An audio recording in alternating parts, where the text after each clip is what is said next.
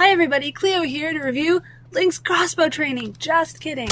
I'm actually here to review Skyward Sword! Now, as most of you should know, I am a die-hard Zelda fan. I've played every single game to completion, including the handhelds, and I am a huge fan of pretty much every single game in the series, with a few exceptions. Spirit tracks. So please don't think that I'm some total neophyte who's never played a Zelda before. I know my stuff. With that being said, this is a review of Skyward Sword that takes all the other Zeldas into account. To make this a little more bite-sized, I thought I'd break it down into pros and cons. To begin with, pros. All your fan-favorite equipment is back, you know, the hookshot and the bow and the bombs and all that. But there have been some changes that take into account the Wii Motion Plus, and you really do need it in Skyward Sword because motion control is very important. For instance, your sword strikes actually take into account which direction you're holding the controller now. If you have to do a vertical slash, guess what? You have to swing the Wiimote in a vertical slash motion. Same thing with all the other directions. In fact, there's diagonals and thrusts and the whole shebang. And of course the special attacks, or if you like an air traffic controller, and things like controlling your bird, which I prefer holding the controller like this because you have to go like this, you have to aim. Yes, you will look like a fool, but it'll be worth it. Not all the classics made it through though. For instance, the boomerang did not make it into Skyward Sword. In its place, there is something called the beetle. You control it by tilting the controller, and actually it's a pretty awesome little tool. You can upgrade it so that it goes faster, and later on it can pick up bombs for you, which makes it really nice when you have to drop a bomb behind an enemy. Some of the enemies also behave strangely depending on which weapon you use on them. For instance, the goblins will run away from the beetle in terror. It's pretty funny. In addition to tools, there are some things you can collect which makes it a little more rewarding when you have to go through the same area 3 or 4 times. There's bug collecting, which requires a net for most types, and there's trophy collecting, which sometimes drops from slain enemies. You can also get medals later on that you carry around on your person that will make different things happen.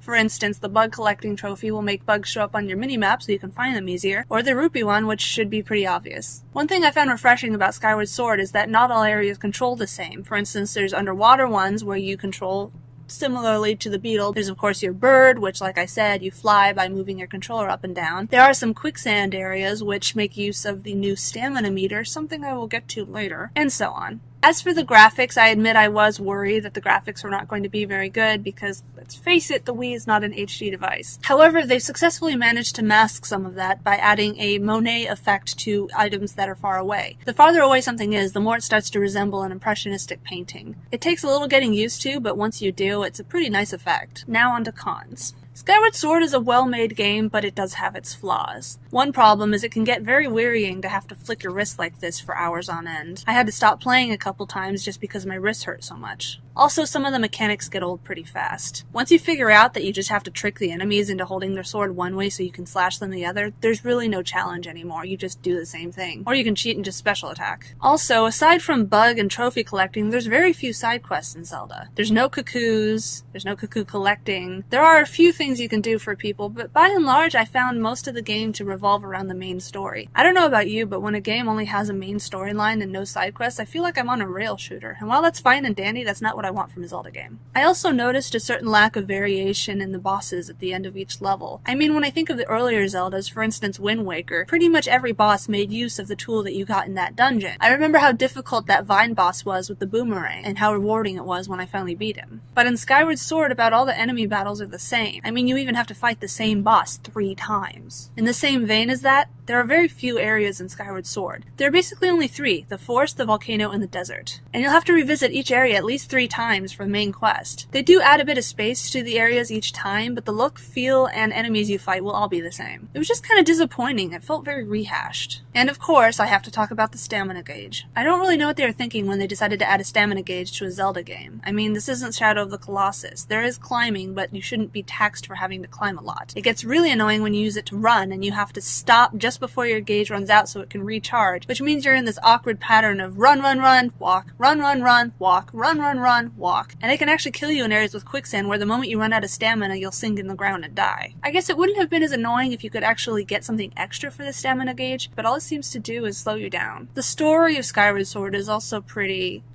formulaic. I know a lot of people argue that Legend of Zelda has no story anyway, but I for one disagree. I mean, it's not an emotional tearjerker like Assassin's Creed, and it's not likely to give you night terrors like Silent Hill, but there's definitely some story to most Zelda games. However, Skyward Sword was very much go to this area, kill this boss, go home. This time instead of Navi, you get Fi, who's sort of a robot. I guess there's nothing really wrong with Fi, I just found her very boring. I much prefer Midna from Twilight Princess, who had a sharp sense of humor, and it was fun to watch her go from constantly patronizing you to actually caring about your character. I mean, you can't even talk to the NPCs in Skyward Sword. When you do, they always say the same thing over and over. I don't know about you, but it's incredibly annoying when I've just done some amazing feat in the world, I go back to talk to people, and nobody's even noticed. I should also mention you can't skip cutscenes, which seems kind of ludicrous in this day and age. I guess the final con I want to mention is pretty minor, but I didn't think that any of the music was particularly interesting. Nothing like the Gerudo Valley mix, which has been so inspirational that it's been remixed I don't know how many times, or the Storm of Swords, which can be really creepy if played backwards.